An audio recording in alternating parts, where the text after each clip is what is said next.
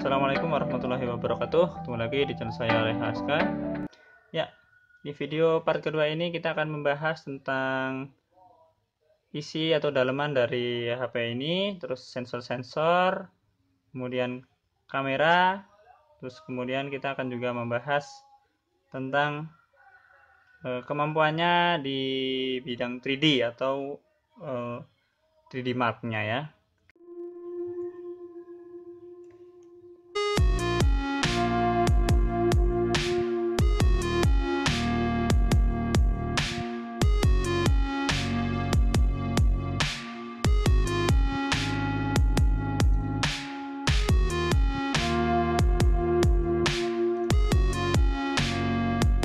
Oke, kalau kita melihat dari device info ya, bisa saya dekatkan dulu ini. Ya, di sini terlihat nama perangkatnya adalah Advan 155K ya. Ya, jadi ini adalah mungkin modelnya ya 155K. Terus resolusinya ternyata di sini itu tidak 720p tapi 100.280 kali 640. Androidnya 7. Dan di sini sudah ada magneto, accelerometer, layar sentuh, AF lensanya main AF ya. Dan di sini jelas terlihat RAM-nya adalah 2 GB dan flashnya atau memori internalnya 16 GB, mereknya Samsung. Kalau kita melihat dari CPU-nya sendiri, ini MediaTek dengan tipe MT6737, core-nya ada 4 ya, dengan clock-nya antara 221 sampai 1248. Kemudian untuk GPU-nya adalah Mali T720 MP1 ya, dengan kecepatan clock-nya 299 sampai 650. Untuk sistemnya sendiri adalah bersistem Nougat, walaupun OS-nya adalah IDOS ya. Ini sistemnya adalah Nougat. Terus kerapatan dari layar sendiri adalah 320 XHDPI. Ini tempat penyimpanannya dan RAM-nya ya. RAM-nya 2 GB dan ini sedang saya pakai, masih ada free 60 GB, sementara untuk penyimpanannya yang free adalah sekitar 9 GB-an. Ya, ini yang agak menarik dari segi kameranya. Kameranya ini bukan abal-abal ya, ini cukup bagus. Dimana hardware-nya itu vendornya dari Samsung dan dari Galaxy Core. Ya, untuk kamera belakangnya itu 13 megapiksel dengan sensornya dari Samsung, dan kamera depannya itu 5 megapiksel dan dengan vendornya Galaxy Core. Ini juga masih dari Samsung. Kemudian untuk kemampuan kameranya sendiri bisa dijelaskan, juga ada mode fokusnya udah bisa auto, infinity, makro, continuous picture, dan continuous video. Oke, bagus sekali. Untuk kamera depannya tidak autofocus ya, tapi masih fix fokus ya. Oke, untuk baterainya sendiri masih kapasitasnya 3300 ya. Dan ya masih cukup inilah. Sensor-sensornya ini bisa dilihat sedikit bisa terlihat di sini, namun nanti bisa kita lihat berikutnya ya. Oke, kita langsung lihat ke sensornya dulu dengan sensor box ya, biar terlihat lebih jelas apa saja yang ada dan tidak ada di HP ini. Ya, terlihat di sini hampir semua sensor ada, hanya ada 3 yang tidak ada, yaitu sensor suhu yang memang jarang sekali ada, terus sensor tekanan jarang sekali, dan ini yang memang agak sedikit mengganggu yaitu sensor giroskop. Namun sensor giroskop itu biasanya hanya dipakai ketika kita bermain VR ya. Tapi di sini cukup bagus ya. Ada sensor magnet yang tadi bisa kita gunakan sebagai kompas. Sensor-sensor termasuk kayak sensor cahaya, sensor jarak dekat juga tetap ada sebagai hal yang wajar ya. Dan ini bagi saya dengan harga 700 ribuan sih oke lah, karena biasanya 700 ribuan tuh sensornya kepangkas semua. Oke, kemudian saya akan melihat sedikit tentang ke file manager dulu ya. Di file manager ini ternyata file managernya mirip banget sama kayak Xiaomi ya, yang jadi mengkategorikan dari video, gambar, dan sebagainya. Ini sama banget, persis lah. Jadi konsepnya mirip kayak file managernya Xiaomi itu ya. Oke, kemudian kalau kita menelisik dari 3D Mark-nya ya, Ini saya sudah mengujinya ya dengan 3D Mark Slingshot, dan hasilnya adalah 155. 155 ini bukan kategori jelek ya, tapi juga tidak bagus, biasa aja ya, dan ini juga masih lebih rendah dari HP saya, yaitu Xiaomi Redmi 3 yang notabene masih 6, yang usianya 6 tahun yang lalu, 6 tahun ya. Tapi ini masih cukup bagus, masih bisa digunakan untuk game-game seperti game-game ringan, jelas pasti masih bagus. Dan untuk game-game berat sendiri seperti game arena ataupun mungkin sekarang yang terkenal adalah PUBG, itu bisa mainkan di HP ini namun dengan resolusi yang paling rendah. Oke, itu untuk 3D-nya ya. Terus kemudian kita akan membahas tentang kamera. Ya, kameranya di kamera belakang ini ya, pengaturannya sebenarnya cukup lengkap, dan walaupun menunya sebenarnya sangat sederhana ya. Di sini hanya ada foto, video, beauty, funcam, dan blur. Walaupun tidak menggunakan sistem dual kamera, ini bisa blur katanya. Oke, kalau untuk autofocusnya ya, ini cukup lumayan, cukup cekap, cukup gegas ya, tidak kalah dengan HP-HP yang mungkin di atasnya ya. Nah, cukup bagus ya, khususnya memang untuk pencahayaan yang melimpah, karena dia fokusnya masih autofokus biasa, belum PDAF ya. Kemudian di sini juga ada beauty, di mana dia efek-efek menjadi lebih cantik. Kemudian funcam ya, saya tidak tahu ini funcam seperti apa. Terus kemudian blur ini, oh ya, funcam ini yang ada bisa stiker ya, seperti ini ya, nanti wajahnya kita kasih stiker gitu. Terus untuk blur ini bisa untuk modus blur, di sini bisa pengaturan tingkat keblurannya ya, seperti ini kira-kira ya, nanti bisa dicek untuk hasilnya. Terus kemudian untuk pengaturan kameranya, kamera belakang ini bisa menggunakan viewfinder 4:3, 16:9, dan 18:9. Sementara untuk resolusinya sendiri, untuk 4:3 bisa 13 megapiksel ya. Kemudian untuk 16:9 maksimal 9 megapiksel, dan untuk 18:9 maksimal adalah 8 megapiksel ya, karena ini faktor cropnya ya. Oke, sisanya ini sederhana saja, simple. Terus oh ya, untuk kamera ini sendiri dilengkapi dengan modus manual ya. Nah, di sini ada modus pro ya, atau manual, dimana kita bisa mengatur sendiri tentang white balance, ISO, sama pencahayaan, saturasi, dan kecerahan. Oke, walaupun kita tidak bisa mengatur shutter speednya ya, mungkin dengan aplikasi pihak ketiga sepertinya bisa, karena kalau lihat dari sensornya ini sangat bermutu gitu ya. Flashnya juga bisa kita matikan. Terus kemudian untuk videonya sendiri, saya akan mengecek di video ya. Oh ya, sebentar, untuk kamera depannya seperti ini ya. Dia juga bisa, kalau pakai beauty dia bisa langsung menunjukkan gender sama estimasi umur. Oke, baik, kita langsung ke video ya. Kita masuk ke kamera belakang dulu, kita masuk ke modus video. Untuk video di kamera ini ya, jadi bisa kita atur setelannya, resolusinya berapa ya. Jadi terus kemudian untuk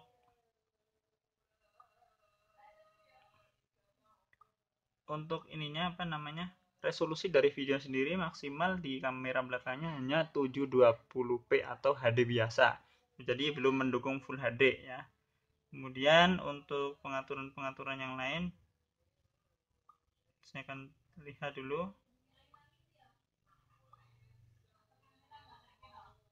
ya. Di sini kita bisa mengatur ya, bahwa kita bisa memotret gambar dengan audio saja. Terus ada mengambil tanda air, rekaman dengan pengindahan, jadi kalau terdeteksi wajah langsung otomatis merekam, serta bisa time lapse ya, dan juga bisa membaca QR code untuk kameranya.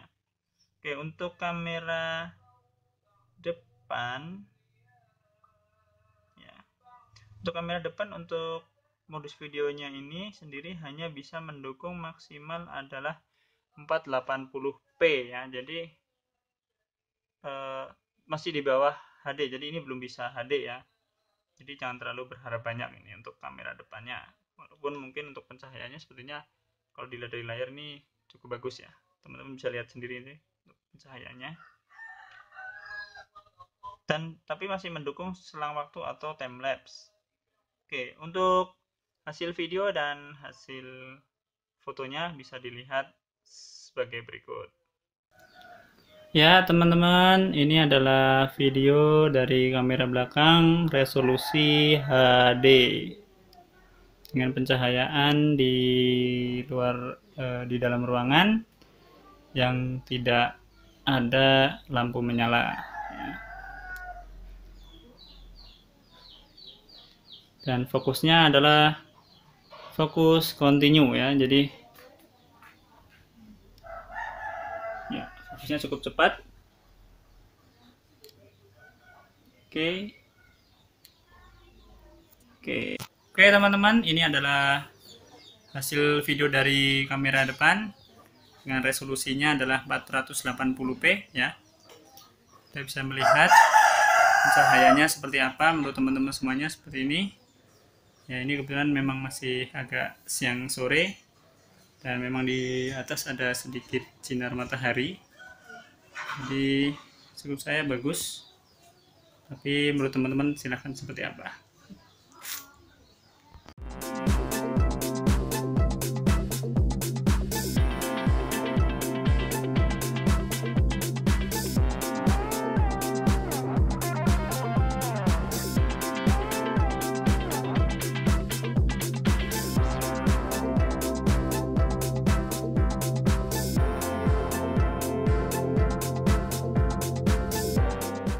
Baik, kemudian kita akan beralih ke sistem pengamanan atau sistem penguncian dari HP ini ya.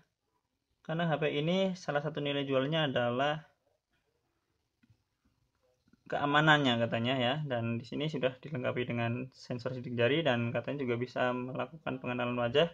Kita akan mencoba cek seberapa cepat membuka HP ini dengan menggunakan sensor sidik jari maupun dengan pengenalan wajah.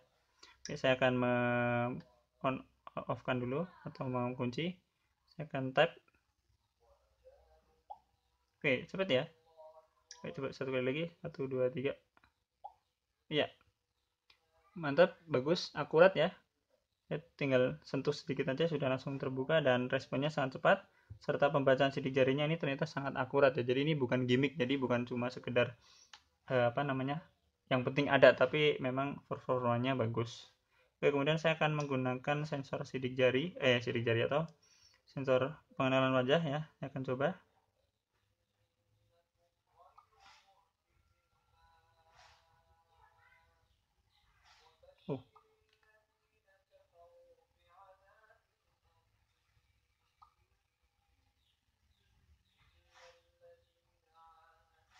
Wajah tidak dikenali ini.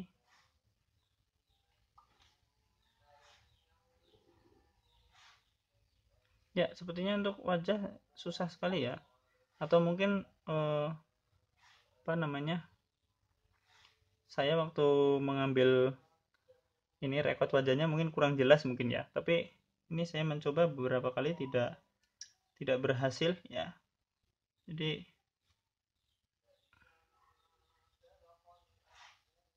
ya, wajah sekali lagi saya akan coba. Ya, oke. Wajah sama saya tidak dikenali ya. Jadi mungkin saya untuk nggak tahu ya, nanti apakah ini faktor wajah saya yang kurang tampan ya mungkin, ataukah memang hardware-nya kurang mendukung ya. Oke. Selanjutnya kita akan mencoba untuk mengetes apakah HP ini bisa mendukung USB OTG ya. Baik, saya akan masukkan, ini sebenarnya saya ada punya flash disk yang ada OTG-nya dengan kapasitas 32 GB ya. Saya akan coba masukkan.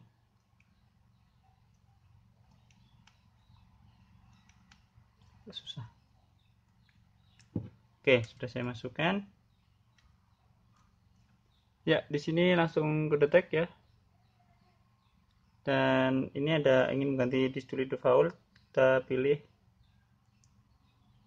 batal saja karena ini akan mengganti default disknya ya. Jadi jangan di oke. Ya, di sini sudah terdeteksi drive USB-nya ya. Ini kita akan coba jelajah.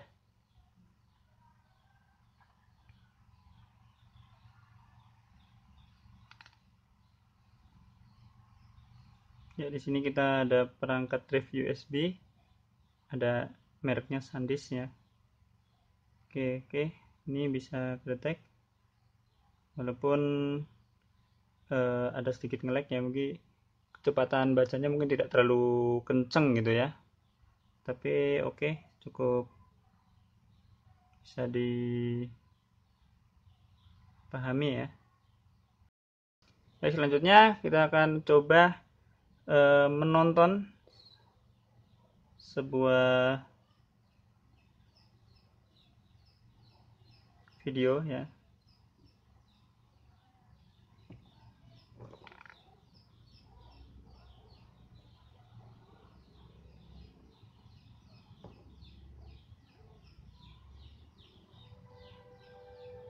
Sekaligus mengetes dari suaranya sendiri.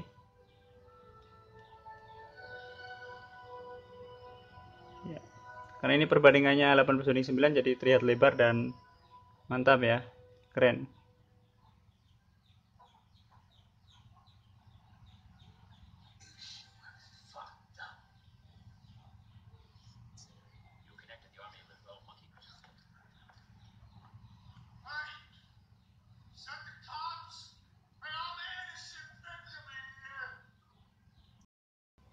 Membuka file music.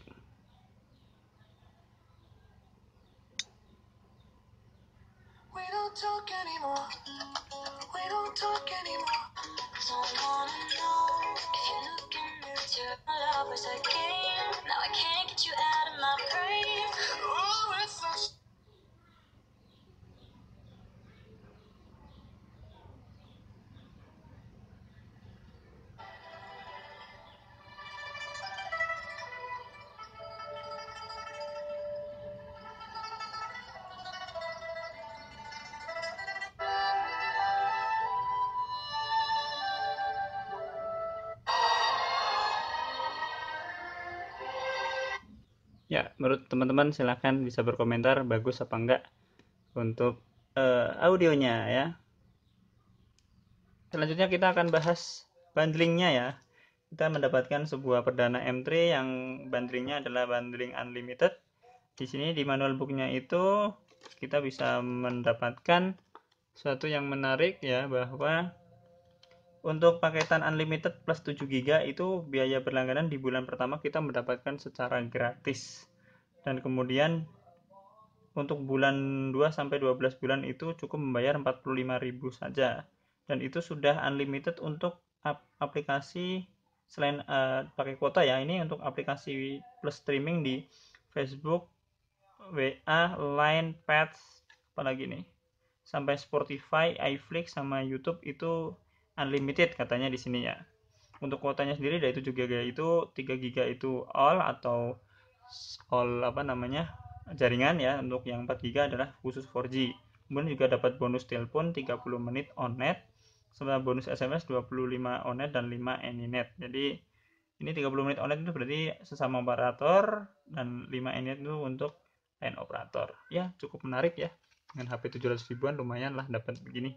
Selama sinyal di tempat teman-teman mendukung untuk M3 Orido, saya rasa ini cukup menarik. Baik, kita masuk pada satu kesimpulan bahwa di mana HP ini sebenarnya mempunyai banyak fitur yang menarik, walaupun tentu saja banyak beberapa kekurangan yang memang harus dipangkas dengan harga yang segitu ya.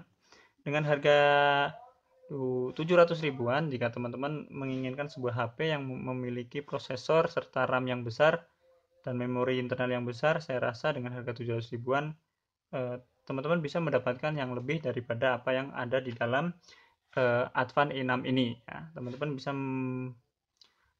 membeli merek lain atau mungkin hal yang lain, tapi tentu saja dengan pemangkasan yang lain. Nah, bagi teman-teman yang menginginkan sebuah HP yang cukup mumpuni ya dengan RAM 2 GB dan internal 16 GB dan bisa ditambah dengan micro SD, itu cukup mumpuni bagi saya. Serta kamera yang cukup bagus, baik depan maupun belakang, sensor-sensor yang cukup lengkap, keamanan yang lebih kuat ya, serta fitur standar lainnya yaitu misalkan layarnya sudah full view dan sebagainya, maka dengan harga 700 ribuan menurut saya ini adalah cocok ya. Jadi bagi teman-teman yang tidak neko-neko untuk main game dan sebagainya, HP ini sangat cocok untuk kebutuhan sehari-hari. Ditambah tersedianya beberapa bloatware yang cukup berguna, saya rasa ini menambah nilai produktivitas untuk teman-teman semuanya. Ya, untuk masalah pilihan apakah ini bagus atau tidak, menurut saya memang kita terserah teman-teman semuanya ya. Nah, tapi menurut saya, kalau saya memang bukan mania game, maka HP ini cukup layak untuk dimiliki. Mungkin itu saja untuk video review baik part 1 maupun part 2-nya.